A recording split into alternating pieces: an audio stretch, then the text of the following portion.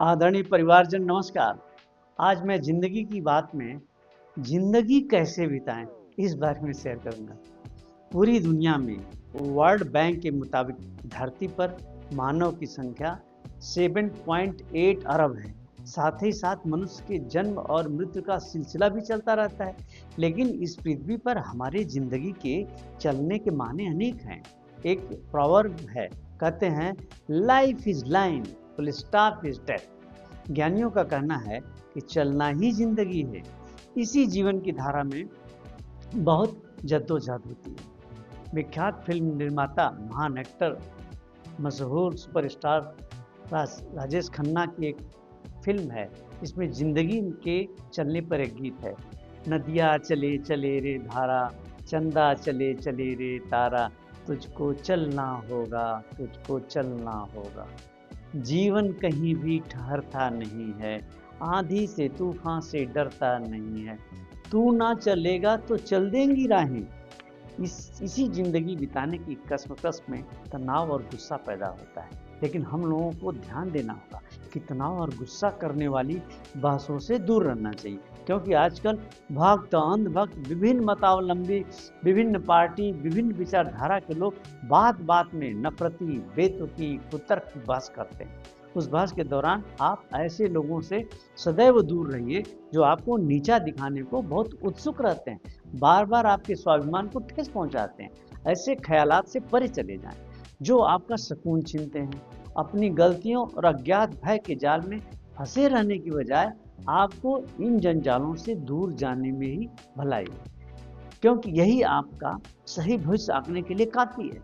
कभी कभी जब आपका मन थक जाता है, हार जाता है, तो आप उस समय विचलित होने लगते हैं। तब आपकी जीवन शैली के महत्वपूर्ण समय में पैदल चलना करामाती कला बनकर उभरती है। कई किलोमीटर की लंबी और कठिन यात्राएं एक छोटे कदम से ही तो शुरू होती है। इस journey of 1000 miles begins with a single step. मानव इतिहास में सदियों से पैदल चलने को सेहतमंदी की सबसे कारगर दवा बताया गया। इससे शरीर भी फिट रहता है और साथ ही साथ आप इसे सहजता से आजमा के भी देख सकते हैं। इस चाल से दिल हल्का रहता है और आपके शरीर में इंसुलिन हार्मोन का स्तर भी बना रहता है। जब एक आप गहरी सांस लेते हैं, दिमाग की थकावट तुरंत दूर हो जाती है। यदि पार्क में किसी भी समय चलते हैं, थोड़ा व्यायाम भी करते हैं, तो वह तो और सोने में सुहागा है। साइकोलॉजिस्ट और वैज्ञानिक बताते हैं कि जब कभी आप तनाव से घिर जाएं, तो चुपचाप पैदल यात्रा पर निकल जाएं। अगर आप गुस्से में हैं तो खुद पर काबू रखने में कामयाब नहीं हो रहे, तो परिस्थितियों को ज़्यादा बिगड़ने से रोकने के लिए भी क्रॉस ट्रेनर, शारीरिक व्यायाम, फिजिकल ट्रेनिंग करें या तेज कदमों से पैदल चलें। इंसान के जीवन में क्रोध आना एक क्षणिक पागलपन है। आध्यात्मिक, दार्शनिक और योग के विख्यात ज्ञानी स्वामी शिवानंद जी का कहना है कि ज़्यादा से ज़्यादा फायदे के लिए खामोश रहें और तेज तेज कदमों से चलिए। लेकिन अगर मन में भी तेजी से विचार उत्पन्न हो रहे हों, तो धीरे धीरे कदमों से देर तक चलते रहें। प्रसिद्ध भारतीय उपन्यासकार R.K. नारायण अपनी जिंदगी के बारे में लिखते हैं कि अपनी पत्नी के देहांत के बड़े सदमे से निकलने के लिए पैदल चलना मेरा एकमात्र जरिया था। उस गमगीन घड़ी में महज पैदल चलने से मुझे बेहद सुकून मिलने लगा था। तनाव, स्ट्रेस कम हो गया था। यह वैज्ञानिक तथ्यों से सिद्ध है कि रोज पैदल चलने से एंडोर्फिन नामक हार्मोन फील गुड का सिक्रीशन, रिसाव होता है। आप अपनी ज़िंदगी में अच्छी सोच रखें। जब सोच सकारात्मक हो जाती है तो वह सुख को भी दुख में बदल देती है। इसीलिए गलत सोच का चश्मा जितना जल्दी हो सके उतार फेंकिए। बुरे विचार जितना दूसरों का नुकसान करते हैं, उतना ही खुद का भी नुकसान करते हैं। लेखक इज़राइल मोर के मुताबिक लोगों का मानना है कि आपके विचार वहाँ तक ले जाते हैं जहाँ तक आप जाना चाहते हैं, पर कमज़ोर विचारों में दूर तक ले जाने की ताकत नहीं होती।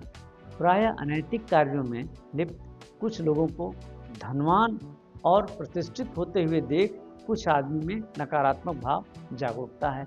अपनी ईमानदार सोच उसे मूर्खतापूर्ण लगती है। वह सोचने लगता है कि अब तक खोखले आदर्शों पर चलकर क्या पाया मैंने, और यही नकारात्मक विचार उसे और भी मुसीबत के दलदल में उतार देता है, परेशानियों के भौर जाल में फंस जाता है। ऐसे ही समाज में भ्रष्ट और बेईमान लोगों की उत्पत्ति इन्हीं गलत विचारों के कारण से हुई। ऐसी ही त्रुटिपूर्ण सोच हमारी विराट खुशियों की दुनिया को बहुत छोटा कर देती है। हम इंसान के भीतर और बाहरी हमारी दोनों दुनिया ही सिमट जाती है। तब हमें अपना छोटा सा विरोध भी गुस्से का कारण बन जाता है। छोटी सी सफलता भी अहंकार को धार देने लगती है और छोटा सा दुख अवसाद का कारण बन जाता है। परिणाम यह होता है कि हमारी सोच ही गड़बड़ हो जाती है। हम सुंदर विचारों की दुनिया से दूर हो जाते हैं। हमारे चिंतन की दिशा सदैव अच्छे गुणों की ओर होनी चाहिए। निराश और नकारात्मक मनुष्य अपने चारों ओर सिर्फ अपनी कमी और दोषों को ही देख पाता है, लेकिन जो कमी को संतोषी भाव में तथा दुख को सुख में बदलने की कला जानता है, उसी का जीना सार्थक है और वही सही मायने में एक सफल इंसान है। जय हिंद, जय भारत लोग, नमस्कार।